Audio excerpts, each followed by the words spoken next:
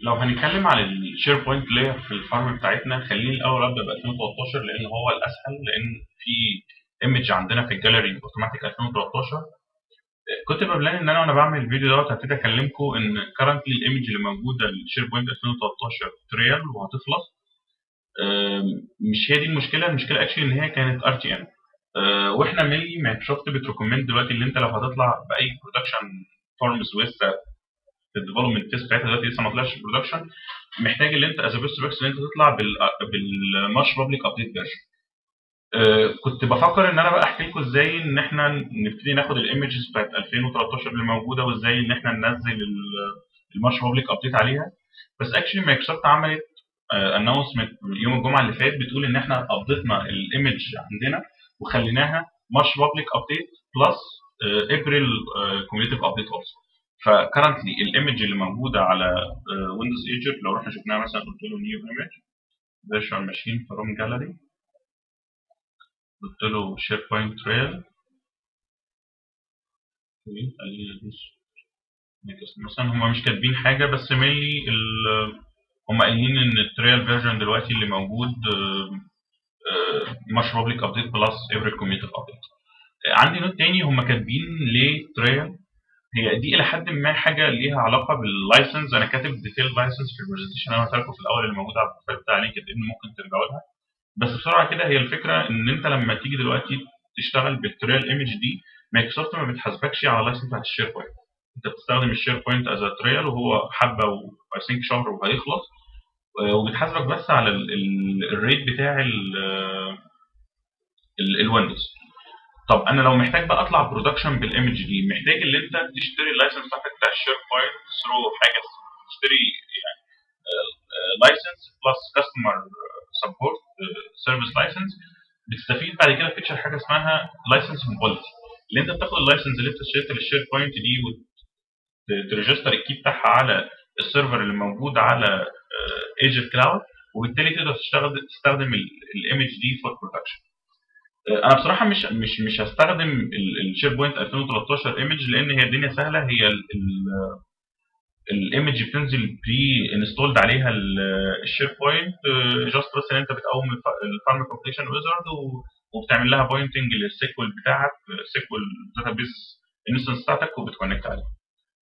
خلينا نقول لو احنا بقى محتاجين نبني شير بوينت 2010 سيرفيس باك 1 فروم سكراتش، اللي انا يبقى عندي ويندوز سيرفر 2008 ار 2 سيرفيس باك 1، وابتدي انزل الانستنس بتاعت الشير بوينت واحط عليها السليب ستريمنج السيرفيس باك 1 عشان اقدر اقوم على طول السيرفيس باك 1. انا اكشلي عامل هنا ايمج شير بوينت سيرفيس باك 1 هستخدمها، وبعد ما استخدمها لما تفتح كده هقول لكم اكشلي هي اتعملت ازاي. فانا هبتدي هنا اعمل المكنه بتاعتي بتاعت شير بوينت. اول حاجه عندنا هتبقى الابلكيشن سيرفر ابلكيشن 01، وهديها برضو لارج.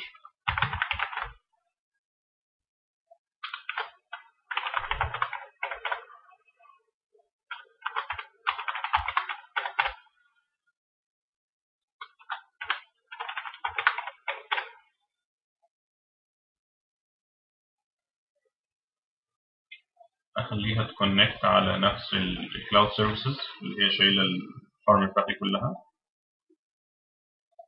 بس احطها في الشير بوينت ساب نت ونفس الفيرتشوال نتورك.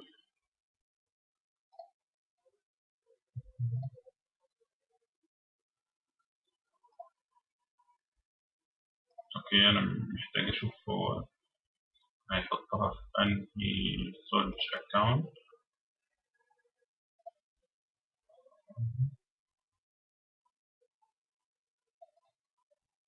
اوكي،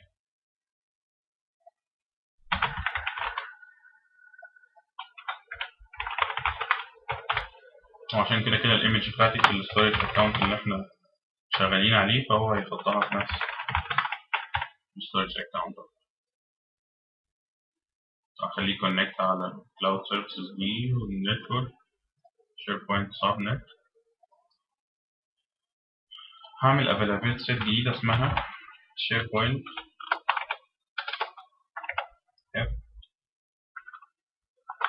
اي بي سات. وليه سميتها شير بوينت اب اي بي سات؟ لان انا محتاج التو سنتر ادمنستريشن بتوعي او الابلكيشن سيرفر بتاعتي اخليهم في افيلابيلتي سيت عشان لو واحد منهم وقع التاني ما يقعش. ولما هاجي اعمل الويب فرونت اند تو ويب فرونت اند هحطهم في افيلابيلتي سيت ثانيه عشان برضو لو واحد من الويب فرونت اند وقع التاني يقدر يشتغل.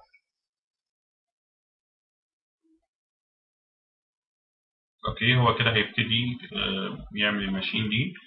انا هبوظ لغايه ما الماشين دي تقوم، وكمان هبتدي اعمل الشير بوينت اب 02 ماشين.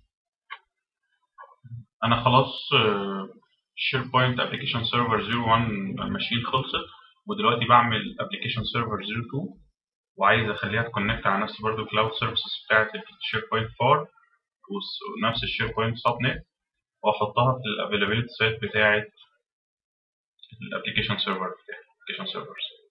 اوكي هدوس اوكي. هيبتدي بروفيجن 02. خلينا نروح نكونكت على 01.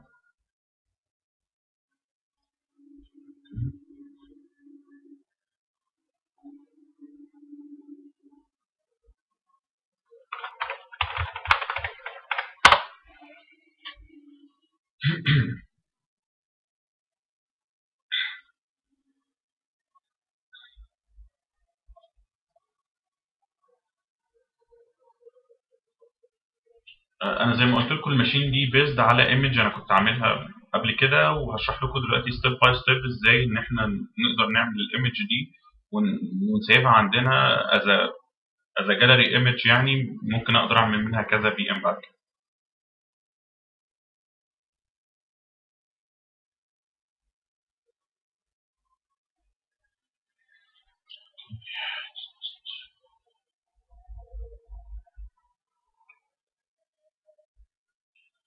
خلينا نشوف الستبس بالظبط. انا لو رحت هنا للكمبيوتر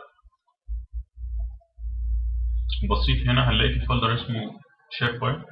الفولدر ده الانستليشن ايمج بتاعت شير بوينت 2010. انا نزلتها فروم انترنت و از اكس اي وعملت اكستراكت للاي سي بالظبط اهو regarding السورسز بتاعتنا. بعد كده برضو نزلت السيرفيس باك 1 وعملت لها ستريب ستريم. انا مش شايف هنا سيرفيس باك 1. خلينا بسرعه كده ننزلها مع بعض.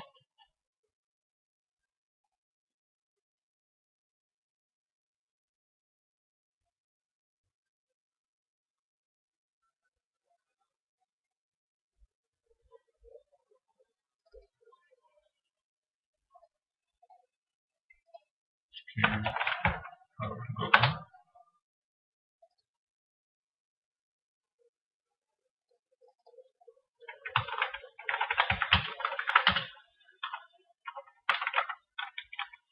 سيرفيس باك. اوكي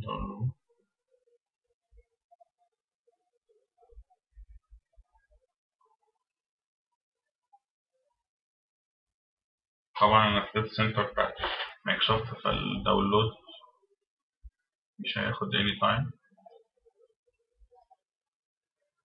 وهحطها في السورسز بتاعتي.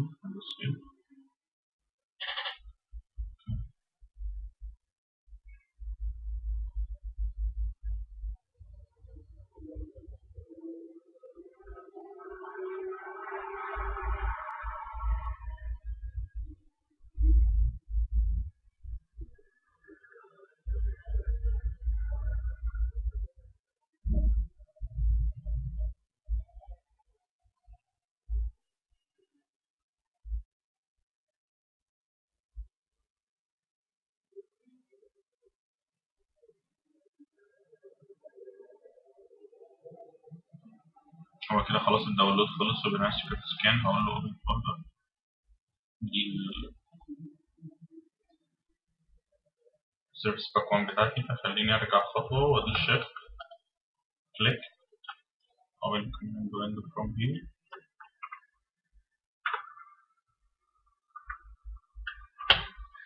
خلينا نشوف الاي اكس اي دوت ايه الكوماند بارامتر اللي هو بيسبورتها. فلو جينا بصينا كده هنلاقيه بيسبورت حاجه اسمها اكستراكت وبتديله الباص. دي معموله مايكروسوفت ان هو في الايمج بتاعت الشير بوينت انستيشن بتلاقي في فولدر اسمه ابديت، في حاجه اسمها ريد مي any patches below this folder will be applied during initial installation. فانا كل اللي انا محتاج اعمله ان انا اجي هنا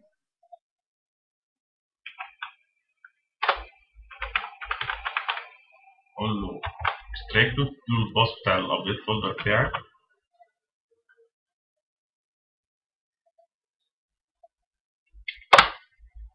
هيفتح لك الانستليشن بتاع السيرفيس باك 1 بس هتدوس كونتينيو نيكست بس هيكستراكت الدنيا. اوكي، محتاج اعمل ايه بعد كده؟ انا كده بقت عندي نسخه سليب ستريم شير بوينت 2010 والسيرفيس باك 1. محتاج ان انا ران البري ريكويست انستولر، صح ورنه، انا عملت كل دوت قبل كده. وبعد كده هبتدي اسطب الشير بوينت طبيعي خالص وادخل في الانستليشن ويزرد بتاعته الطبيعيه خالص، ان انا احط الكي واكمل بقى نيكست نيكست لحد ما الويزرد بتاعت الانيشال انستليشن تخلص. في اخر الانستليشن بيقول لك are you wanted to run configuration wizard، بتقول له لا وبتقفل الانستليشن.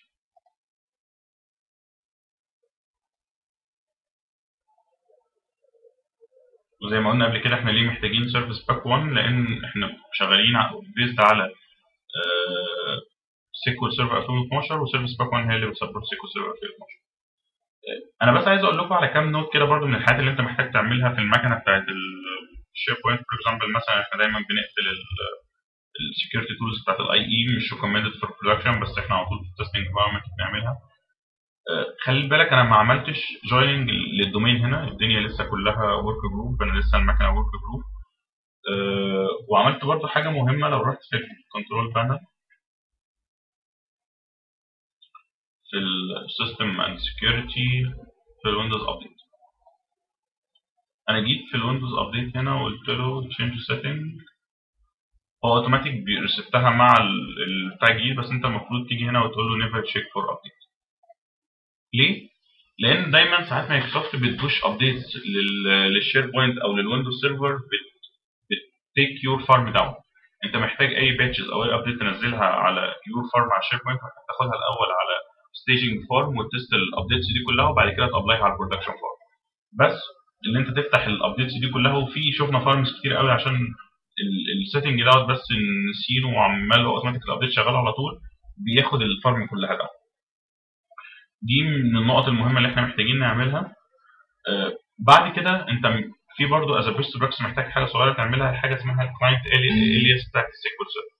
ايه فكره الكلاينت الياس؟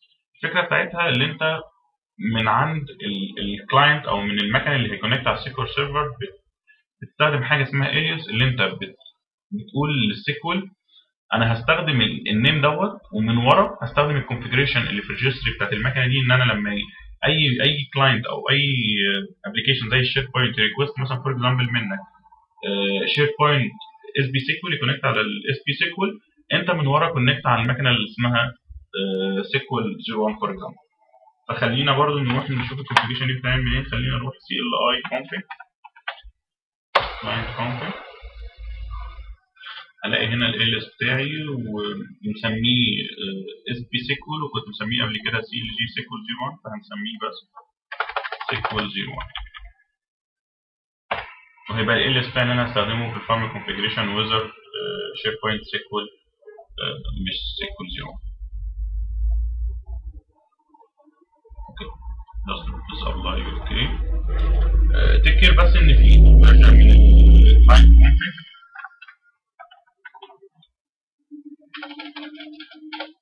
سي ال اي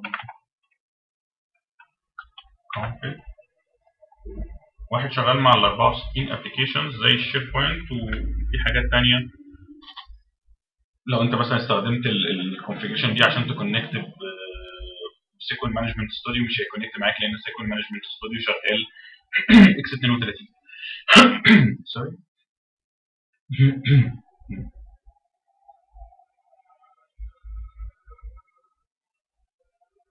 زي ما هنشوف كده لما السيرش يكمل على السي هنلاقي عندنا اكتر من كلاينت config.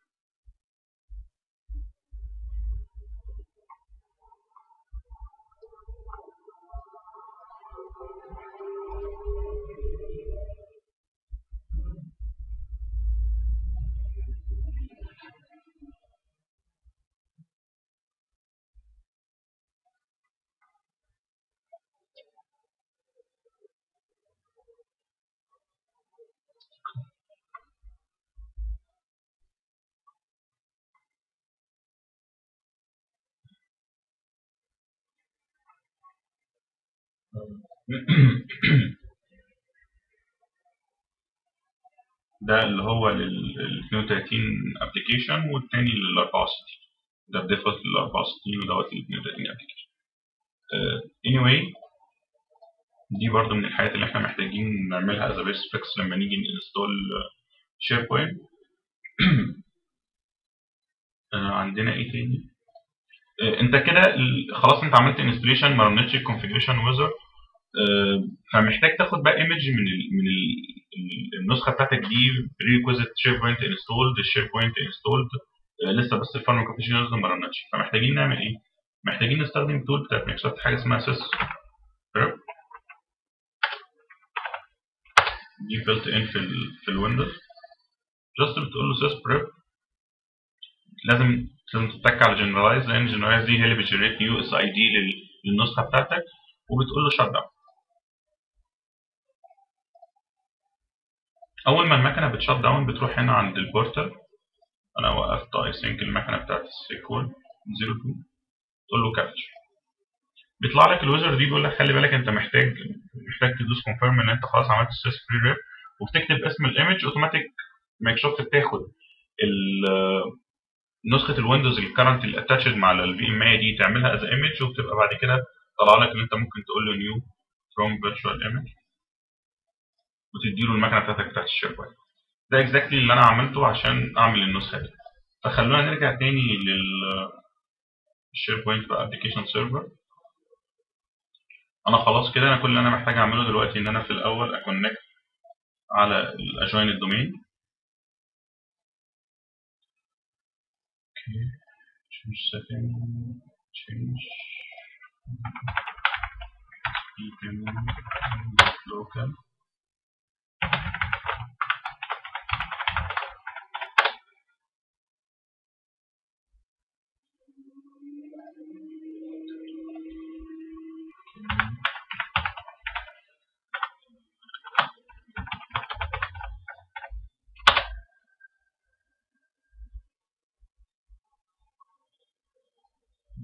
هو كده جوين الدومين. ستارت ليتر. محتاج اعمل حاجه صغيره برضو قبل ما اقفل. اروح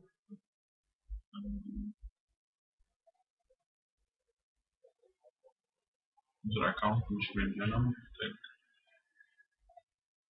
اروح administration tools، computer management، local user and groups وadministrator، ومحتاج احط اس بي ادمن بتاعي في اللوكال ادمنستريتور على المكنه دي.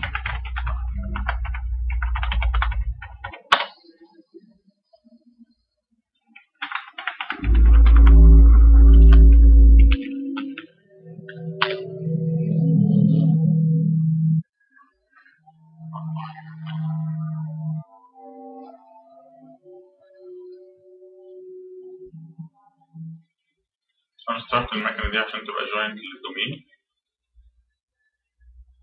واكزاكتلي الكلام دوت برضه هعمله على اس بي 02. انا هبوظه اول ما اخلص التو كونفيجريشن دول هنرجع